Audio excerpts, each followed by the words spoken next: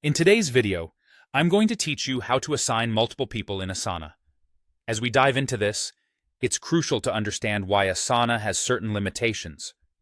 Asana doesn't allow you to assign a single task to multiple people directly. This design choice is intended to promote clarity and accountability by ensuring that one person remains clearly responsible for each task. Nevertheless, you might find situations where having several team members involved in a task is necessary, and there is a workaround for this. Let's start by exploring the concept of collaborators in Asana. This feature will be our primary tool in navigating the limitations of task assignments.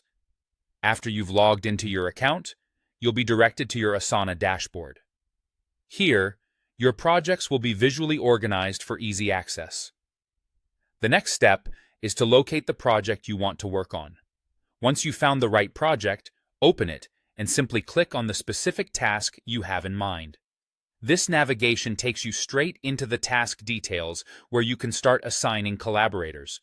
Within the task, look for the Add Collaborators option positioned on the right-hand bottom side of the task interface. By clicking on this option, you'll be able to input the names or email addresses of the people you want to include. It's a simple yet powerful feature that keeps everyone in the loop without needing to formally assign the task to them. Adding collaborators might seem like just adding more eyes on the project, but it goes beyond that. The individuals you add will have the ability to comment on the task, provide essential feedback, and stay informed about any changes or updates. They won't be directly responsible for completing the task, which maintains the clarity Asana emphasizes. However, their role is integral to task progress, especially if the task requires collective input or consensus. Using these steps to add collaborators can significantly enhance team dynamics by ensuring everyone involved is aligned and informed.